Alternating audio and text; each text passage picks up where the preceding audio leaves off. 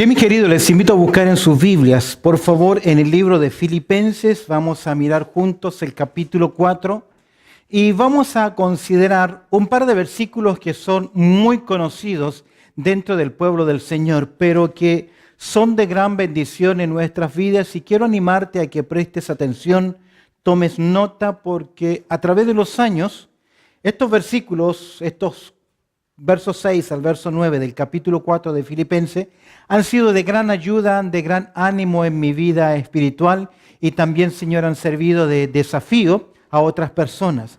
El tema lleva por título La paz de Dios en nuestras vidas.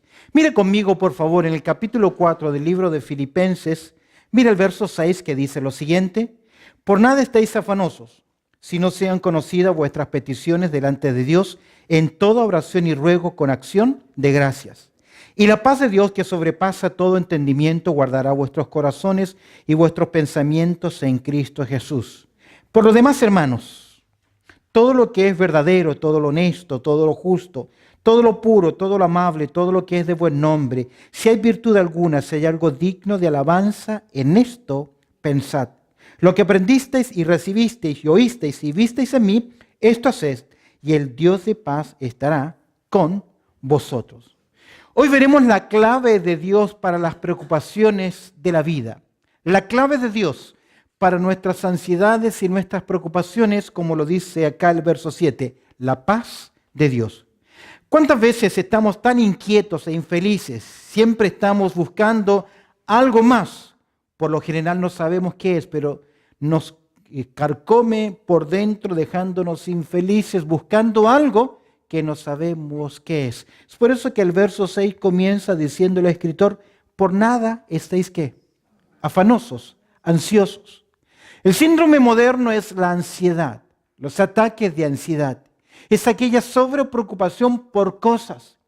Es interesante que esta carta fue escrita más o menos por el año 64, 63 de la era cristiana. El año 64, Nerón encendió tres provincias romanas. ¿Y sabes a quién culpó en su locura? A los cristianos. Esto pesaba sobre el pueblo cristiano, una persecución, una presión. Tú sabes que esta carta fue escrita por el apóstol Pablo. ¿De dónde? Desde Roma, privado de su libertad. Un hombre que está privado de su libertad está preocupado en sí mismo. Está preocupado por su tensión. Aún Pablo en el capítulo 1 nos dice que él no sabe cuál va a ser el resultado del juicio final. Es posible que el juicio caiga en su contra. Sería decapitado. O tal vez a favor. Él no lo sabe. Pablo dice: deseo partir para estar con mi Señor. No lo sabe, pero sabe que sus hermanos están orando por él. Pero lejos de estar preocupado por sí mismo, el apóstol Pablo se preocupa ¿por quién? Por sus hermanos. Y aquí les va a decir en esta carta: queridos, por nada estéis preocupados, afanados, ansiedad, que nos quita a nosotros. Es interesante que el 90% de nuestras preocupaciones son por cosas que nunca van a ocurrir, pero vivimos preocupados de ellas. Aquí nosotros vamos a considerar cuál es la provisión de Dios para nuestras preocupaciones. Y lo primero que vamos a ver es pautas claves en la vida. Verso 6, verso 8, el verso 9. Vamos a ver tres claves importantes, tres pautas claves que nos ayudan a mantener el equilibrio. ¿Cuál es la primera clave? Nos presenta el apóstol Pablo en verso 6. Él nos dice un imperativo o una exhortación, una rogativa interesante. Por nada estéis ¿qué? Afanosos. No pierdan, dice la tranquilidad. No estén sobrepreocupados. Dice el texto: por nada estéis afanosos, sino, ese sino es por el contrario. Dice él: si no sean conocidas vuestras peticiones. Nunca antes en la historia se ha escrito tantos libros como hoy acerca de psicología. De cómo sentirnos bien, cómo actuar bien, cómo proceder bien. Casi por todos lados usted encontrará claves del éxito, claves del trabajo, claves de la prosperidad, claves de cómo poner un martillo, clavar un clavo sin tener preocupaciones o estrés. Tantas cosas que se nos dicen en el día de hoy. Pero escúcheme bien, el 40% de la población mundial necesita un inhibidor. Necesita un antidepresivo, necesita una ayuda adicional para poder lidiar con sus preocupaciones, con sus problemas, con sus temores. No estoy en contra de la medicina, pero no entiendo que el pueblo de creyentes pierdan su paz y que necesiten un inhibidor para poder adormecer su conciencia, sus emociones, cuando tenemos de parte de Dios el recurso necesario. Pablo nos dice que la mejor solución para el afán, ¿qué es? Orar. Vamos a ver, en primer lugar, la primera clave es la plegaria correcta. Por nada estéis afanosos. Dice, sean conocidas vuestras peticiones delante de Dios. La clave no es preocuparnos. Tal vez la clave sería estar preocupados de no estar preocupados. Mejor dicho, no te preocupes por nada, pero ora por todo. Se le ha olvidado, se nos ha olvidado, se le ha olvidado al pueblo del Señor la importancia que tiene el ministerio de la oración. Queremos las cosas y nos frustramos cuando no obtenemos las cosas y nos preocupamos cuando Dios nos ha dado una clave importante en nuestra vida para mantener el equilibrio, la salud emocional y la salud también mental. En primer lugar, una plegaria correcta. El escritor Pablo dice, sean conocidas vuestras peticiones. La palabra peticiones tiene que ver con un asunto específico. La palabra de Dios nos exhorta a presentar nuestras peticiones delante de Dios. Dice Primera de Juan capítulo 5, verso 14 y 15 lo siguiente. Primera de Juan capítulo 5, verso 14 y 15. Y esta es la confianza que tenemos en Él, que si pedimos alguna cosa conforme a su voluntad, Él nos oye. Y la idea que Él nos oye no es que solamente presta oído, sino que cuando dice Él nos oye significa que Él está pronto ¿a qué? A responder.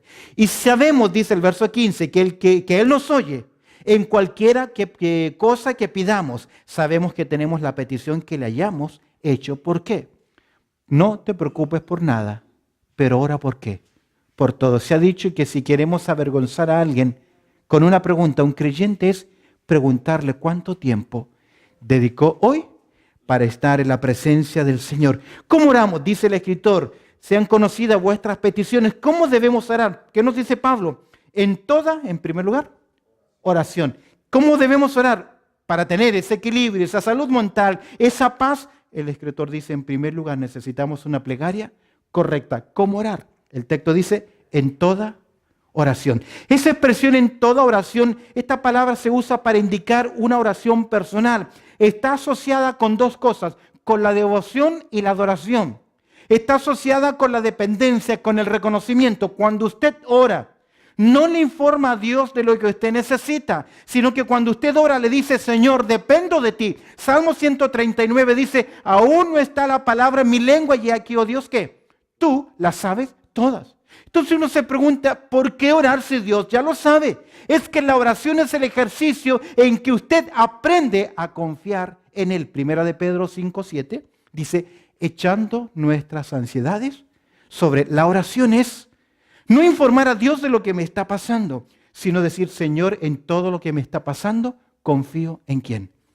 En ti. En toda oración incluye adoración, incluye adoración, incluye alabanza. Dice en primer lugar, en toda oración. En segundo lugar, ruego. El ruego enfatiza algo específico, es decir, presento específicamente mi necesidad. Si usted se fija en los boletines de oración del día de hoy, cada vez hay menos peticiones. Y van a seguir habiendo menos porque el pueblo del Señor está pidiendo menos específicamente. ¿Cómo queremos que Dios nos conteste específicamente si no somos qué? Específico. Cuando Bartimeo el ciego se presenta frente a Jesús, ¿qué le pregunta a Jesús? ¿Qué quieres que haga contigo? Es evidente que si es un no vidente, lo que está queriendo pedir que es recobrar o ver. Pero el Señor esperaba ¿qué cosa? Porque el que pide, recibe, el que busca halla y el que llama se le abrirá. El texto tan famoso, tan conocido, tan querido del pueblo cristiano, Jeremías 33:3, ¿qué dice? Clama a mí y yo te responderé. Pero no nos puede responder si primero ¿qué? No clamamos. Es por eso que la clave en nuestras vidas es una oración que es correcta, que incluye adoración, que incluye ruegos, pero que también incluye ¿qué cosa? Con acción de gracias. El cristianismo, los cristianos somos el pueblo más mal agradecido que hay. Demuestra, tenemos una historia impresionante cuando el Señor Jesucristo sana a 10 leprosos. Y de los 10, solo uno vino a agradecer. Y estos 10 era el menos que se esperaba que lo hiciese. Porque era ¿qué? Un samaritano.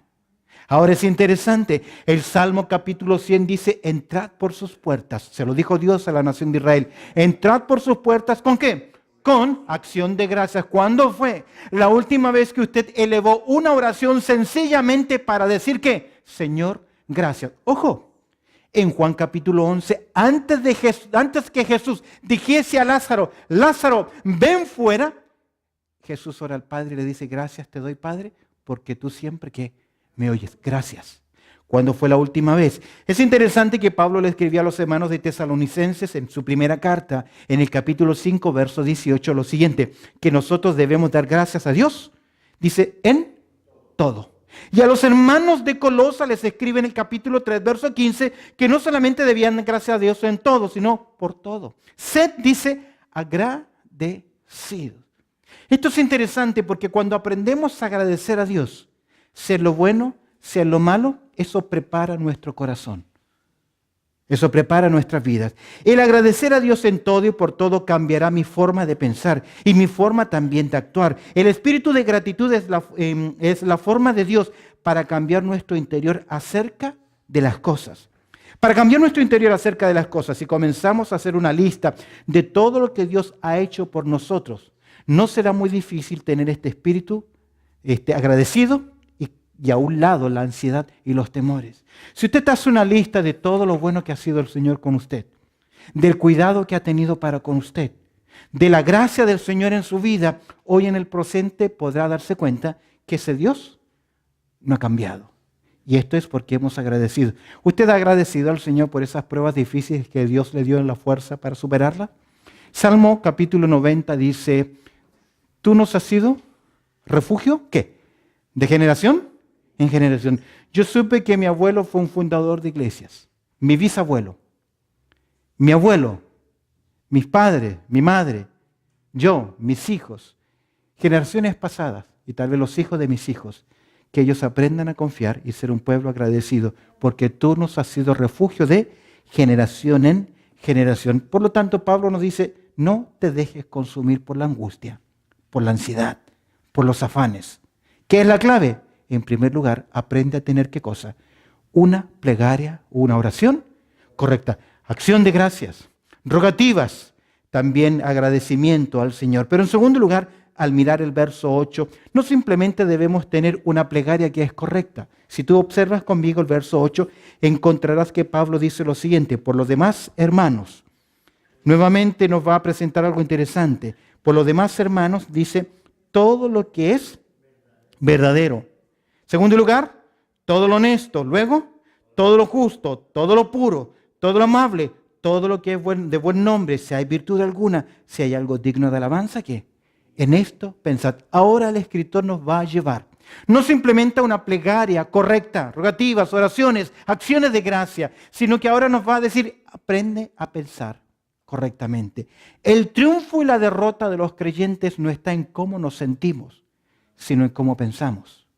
Tal es el pensamiento en el corazón del hombre, tal es él. Satanás afecta nuestras emociones, pero Dios está interesado en que cambie mi forma de pensar para ver la vida de forma diferente. Nos basta recordar Romanos capítulo 12, la gran exhortación del apóstol Pablo de renovar, ¿qué cosa? Nuestro entendimiento. Y aquí se nos dan 6 calificativos interesantes, 6 razones del pensar correctamente. ¿Cómo debemos pensar? Algunos escritores le han llamado los grandes eslabones de un collar que exhibe la grandeza. Mira, 6 claves importantes. Todo en primer lugar, ¿qué debemos pensar? Todo lo que es verdadero. Es decir, obligar a nuestra mente a no pensar aquello que es contrario a la palabra de Dios. Todo lo verdadero tiene que ver con lo que es auténtico, es real. Lo que concuerda con la verdad divina, lo que es opuesto a la mentira. No debemos darle lugar en nuestra mente a aquello que es opuesto a la verdad. Viene con mucha sutileza. Viene a través de los medios, de las conversaciones, de las presiones sociales, de la multimedia, todo lo que nos rodea atenta en contra de la verdad. Es por eso que una clave importante de la forma de pensar es todo lo que es verdadero. En segundo lugar, todo lo que es ¿qué? Honesto, lo que merece respeto, ya que es decente, es honrado, venerable. Describe aquello que es opuesto a la doblez, a la tibieza, a las medias verdades. Lo honesto, algo más. En tercer lugar, ¿qué dice? Todo lo justo se refiere a hacer lo que es recto, sea ante Dios y ante los hombres. No siempre lo que hace la multitud es correcto. La gran mayoría de las veces, ¿qué es? Incorrecto, pero Dios dice en su palabra que nosotros debemos hacer ¿qué cosa? Aquello que es correcto, lo recto conforme a la voluntad de ¿quién? De Dios. Es por eso que mi deber y su deber es buscar agradar a ¿quién? Me encanta la vida de las Escrituras cuando dicen que el fin del hombre es agradar a ¿quién? Para su gloria fuimos nosotros creados. Todo lo verdadero, todo lo honesto, todo lo justo, algo interesante, todo lo que es puro. Esto se refiere a lo que es moralmente puro. Es, en otras palabras, mantener la mente limpia.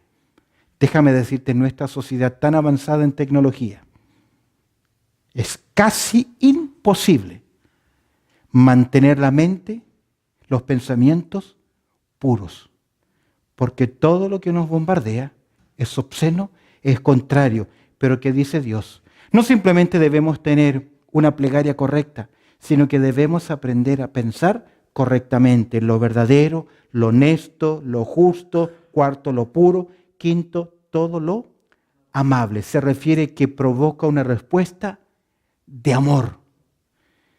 Tiene que ver con lo que es agradable, provechoso o útil para beneficiar a otras personas. Podría ser aplicado como la música que alegra el alma. En otras palabras, debemos pensar en aquello que contribuye. Es complicado cuando tenemos personas a nuestro alrededor que solamente ven el punto negro en la hoja y que solamente ven problemas y no son capaces de dar ¿qué cosa? Soluciones. Lo negativo, lo pesimista es muy fuerte. Aquí es contrario. Debemos pensar en todo aquello que nos ayuda a avanzar. Todo lo amable, todo lo que es de buen nombre. Es decir, que es de buena reputación. Cosas de las que se puede hablar bien. Tus últimas conversaciones, las últimas cosas que has dicho, ¿es de buena reputación? ¿Es de buen nombre? ¿Es honroso? ¿O por ahí se escapan cosas que no son correctas o ciertas? Tiene que ver con aquello que es respetable, digno de ser elogiado. ¿Será por eso que las Escrituras dicen que nuestras palabras sean sazonadas, que sean agradables? Mira lo que dice ahora el apóstol Pablo. Luego de darnos 6 razones, mira lo que nos dice. Si hay virtud alguna, en otras palabras, si esto tiene excelencia, si hay algo digno de alabanza, es decir, ya que tiene esta dignidad, ¿qué debemos hacer? En esto, pensar. Ojo, que Dios se obliga a pensar en lo verdadero, lo honesto, lo justo, lo puro, lo amable, lo que es de buen nombre. ¿En qué debemos nosotros también pensar? Esto no será fácil, porque esto es disciplinar nuestra forma de pensar. ¿Recuerdas que el apóstol Pablo en 2 Corintios capítulo 10, verso 5 dice así? Derribando argumentos y toda altivez que se levante contra el conocimiento de Dios y llevando cautivo ¿qué? Todo pensamiento a la obediencia a Cristo. Esta forma de pensar es una forma de pensar bíblica. Ahora, usted puede ser muy buen cristiano, muy fiel y generoso, y creer profundamente en la palabra de Dios, pero eso no lo libra a usted de no poder controlar su forma de pensar. Porque hay gente que sabe mucha Biblia, tiene mucho conocimiento y aún más muchos años en el cristianismo, pero su forma de pensar casi es como un necio. Necio en el sentido que no incluye ¿a quién? A Dios en sus conclusiones. Está al igual, no importa lo que sabe, los años que tiene como creyente, está al igual o a la par de cualquier otra persona inconversa en una calle. Por sus preocupaciones, por no pensar correctamente frente a los hermanos, frente a las personas, frente a una de las cosas que nos dicen, debemos obligarnos a pensar la forma correcta. Proverbios 23, verso 7 dice lo siguiente, porque cuál es en su pensamiento, en su corazón, tal es él. Conforme lo que el hombre piensa, también actúa. El célebre Martín Lutero decía lo siguiente, es imposible impedir que los pájaros vuelen sobre nuestra cabeza, pero sí podemos impedir que esos pájaros, ¿qué? Hagan nido. Es tu decisión. Claves para mantener la paz, que hemos dicho en primer lugar, una plegaria que es correcta. En segundo lugar, un pensamiento que es correcto. Cuida tu mente, cuida tu corazón, cuida tu vida. Y en tercer lugar, verso 9, un proceder que es correcto. Claves importantes. Primero, plegaria. Segundo, pensamiento. Pero ahora nos dice el proceder, conducta. Verso 9, mira lo que dice Pablo. Lo que aprendisteis y recibisteis y oísteis y visteis en mí, ¿qué? Esto no es fácil. No es fácil ponernos nosotros como ejemplo. Es como decirle a usted, haga lo que yo hago siempre. Sería interesante. Imíteme lo que yo hago, pero mira lo que dice, lo que aprendiste, se recibiste y oíste y viste en mí. Pablo se presenta como un modelo de hábitos piadosos. El verdadero discipulado no es solamente dar una clase. Un hermano que predica, una persona que nos tenemos esta responsabilidad, no es solo venir al frente y dar una clase, eso es relativamente fácil. Usted domina un par de técnicas de pedagogía, conoce el contenido de su enseñanza y ya puede estar al frente. Aunque tenga pánico escénico, puede dominarlo. Pero ministerio discipulado no es solamente dar 7 lecciones, es compartir ¿qué cosa? Su vida y por lo general su discípulo será como su maestro. Por eso Pablo dice, lo que aprendisteis y recibisteis y oísteis y visteis en mí, esto haced. El mundo no juzga tanto a la iglesia por lo que cree, por su buena doctrina. Porque a veces nosotros podemos decir, tenemos nosotros la mejor doctrina que hay. Nuestra posición fundamentalista es increíblemente bíblica. Pero esa es postura. Pero la gente no ve doctrina. ¿Qué ve? Ve su conducta. Quiero que recuerdes esto. La idea forma pensamiento, los pensamientos forman hábitos y los hábitos un estilo de vida. Las ideas forman pensamiento, los pensamientos forman hábitos y los hábitos forman estilo de vida. El camino que tomemos en la forma de pensar y actuar nos guiarán el resto de nuestro caminar. Es por eso que no hay mejor cosa que no hacer aquello que es malo, aquello que es incorrecto. Alguien dijo lo siguiente una vez, el mejor consejo a alguien es no hacerlo la primera vez, porque si no lo hacemos será un gran refugio para una próxima vez. Un borracho, un alcohólico, un drogadicto, no fue de la noche a la mañana, fue que un día, una vez, la primera vez, ¿qué dijo? Sí. Cuando usted dice sí la primera vez, la segunda vez no tiene fuerzas para decir que no. Es por eso que las Escrituras dicen, camina el hombre en su integridad. Integridad tiene que ver con esa vida de formación, de devoción. Siembra un hábito, dijo alguien lo siguiente, y cosecharás, siembra un acto y cosecharás un hábito. Siembra un hábito y cosecharás un carácter. Siembra un carácter y cosecharás un destino. 3 claves importantes. ¿Cuáles son? Plegaria correcta. Segundo lugar, pensamiento correcto. En tercer lugar, ¿qué? Proceder correcto. Es decir, vivir en obediencia a la palabra de Dios. Si tenemos esta plegaria, si tenemos este pensamiento, no será difícil tener una buena conducta. Es por eso que he repetido varias veces errores en la doctrina, errores en ¿dónde? En la conducta. Ahora, hemos visto principios claves. Hemos visto pautas claves en la vida. Permíteme terminar ahora con la provisión especial de Dios. Ya hemos hablado tres claves importantes, tres principios importantes, tres pautas importantes. Miremos ahora la provisión de Dios, la cual en primer lugar es la protección de la paz. Si tenemos una plegaria correcta, si tenemos un pensamiento correcto, si tenemos un proceder correcto, dice el texto, y la paz, verso 7, ¿de quién? De Dios. ¿Cómo obtenemos la paz de Dios? Cuando primero obtenemos la paz con Dios. No puedes experimentar la paz de Dios si primero no has experimentado la paz con Dios. Y para obtener la paz con Dios tenemos que ir a la cruz, tenemos que ir a Cristo. Romanos capítulo 5, verso 1 dice, justificados pues por la fe, tenemos paz para con Dios. La paz de Dios es un privilegio de los hijos de Dios.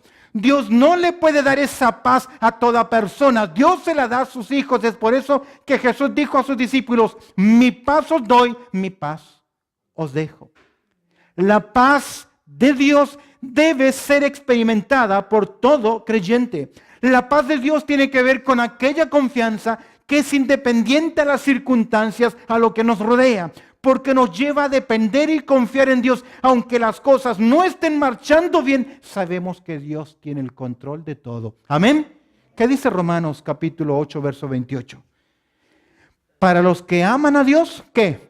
Todas las cosas les ayudan a bien, pero ¿cuántas veces vemos que esas cosas no nos están favoreciendo? Los muros cada vez son más estrechos y nos sentimos más angustiados o limitados. No nos olvidemos que aunque el diagnóstico sea negativo, la paz de Dios debe reinar en nuestros corazones. Es su provisión especial. La paz de Dios, que dice el verso 7.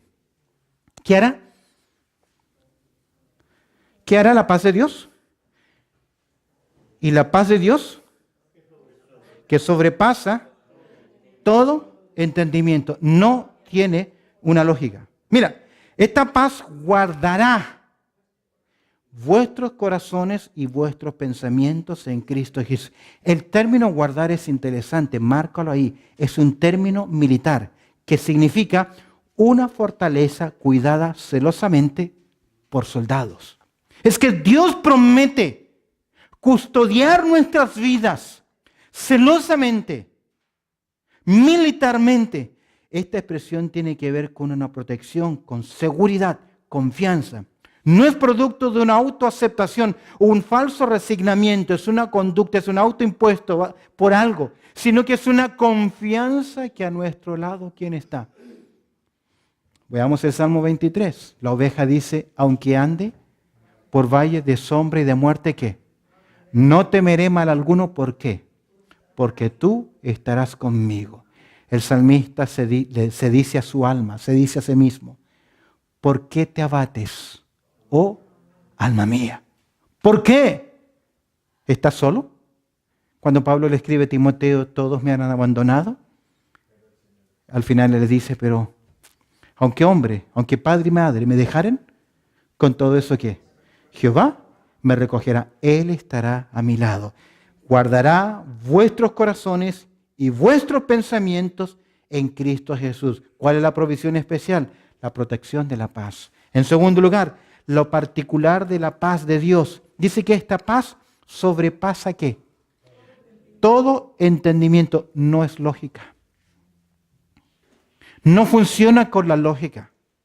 No tiene nada que ver con los conceptos del mundo. Para muestra, mira, cuando Santiago se le ocurre hablar en el capítulo 1 sobre los problemas, sobre las dificultades, sobre las presiones, ¿qué nos dice? Tened por sumo gozo cuando sabéis que. Oye, ¿te parece lógico? ¿Te parece normal que podamos gozarnos cuando tenemos problemas? Ojo, que Dios no elige a todas las personas para enviarles pruebas difíciles. ¿Por qué no eligió Dios a Abraham en vez de a Job? ¿O a Aarón? ¿O a Moisés? ¿O a Enoc? ¿Por qué Dios decidió elegir a Job? Porque Dios quería exhibirlo. Cada vez que pases por el crisol, por el momento difícil, mira arriba y di, Señor, gracias.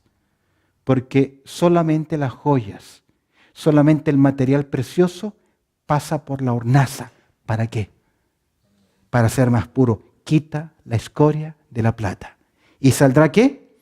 Alhaja al fundidor. Es por eso que esa paz sobrepasa toda lógica. Juan 14, 27, Jesús dijo así: la paz os dejo, mi paz os doy. Yo no os la doy como el mundo la da. Es decir, que no tiene nada que ver con esta tierra. ¿Sabes que para el mundo paz significa que no hayan qué? Problemas. Que todo esté en bonanza, que todo esté quieto, que todo funcione a mi favor. Cuando todo me beneficia, entonces yo tengo ¿qué? Paz. ¿Es así la paz de Dios? La paz de Dios no funciona cuando las circunstancias, las cosas, las presiones, las cargas están a nuestro favor, porque sobrepasa todo entendimiento. Paz, paz, dulcísima paz, es aquella que el Padre me da. Yo le ruego que inunde por siempre mi ser en esas fuentes de gozo, de amor y de su cuidado. Mira lo que dice el verso 9. Lo que aprendisteis y recibisteis y oísteis y visteis en mí, esto haced, y mira lo que dice. No simplemente tenemos la protección de la paz, tenemos lo particular de la paz, sino que tenemos la presencia de la paz. Al final del texto dice, y el Dios de paz, ¿qué? Estará con vosotros. Y si el Señor es con nosotros, pregunta, ¿quién contra nosotros? ¿Qué? ¿Usted lo cree? El que habita al abrigo del Altísimo, ¿qué? Morará bajo la sombra del Omnipotente. Diré yo a Jehová, esperanza, castillo mío, mi libertador, en quien confiaré. Isaías 26, verso 3 dice lo siguiente: tú guardarás en completa paz aquel cuyo pensamiento en ti persevera. ¿Por qué? Porque en ti ha confiado. La paz de Dios. Amén. Yo no sé si estás pasando por algún momento difícil, yo los paso.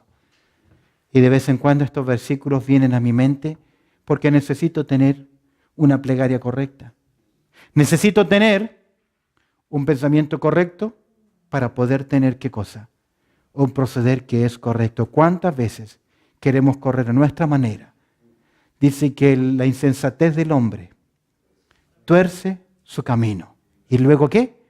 Contra Jehová se irrita su corazón. Pero Dios prometió encaminar nuestras vidas. Esa paz que sobrepasa todo entendimiento. Y es un recurso que está ¿para quién? Para todos. Pero usted que es creyente, usted que es un hijo de Dios, ya tiene la paz con Dios. Pero eso no significa que usted tiene ¿qué cosa? La paz de Dios. Necesita orar correctamente. Necesita aprender a pensar bíblicamente y necesita su conducta correcta. Obedecer la palabra de Dios. Amén. Bendito Padre Celestial, te damos gracias, Señor, por estos consejos tan prácticos en nuestras vidas. Y te pido, Señor, que estas verdades puedan ser de ánimo y desafío en nuestras vidas, en nuestra congregación, pero especialmente en mi vida. Y te pido que si hay alguien en esta hora que tal vez a través del medio, de la net, nos está viendo, Señor, que este desafío sea un desafío en su vida. Aprender a tener una plegaria que es correcta, un pensamiento que es correcto y un proceder que es correcto, y la paz de Dios guardará nuestras vidas, nuestros corazones en Cristo Jesús. Te damos gracias por la riqueza y la promesa de tu palabra, pues oramos a través del precioso nombre de Cristo Jesús. Amén y amén.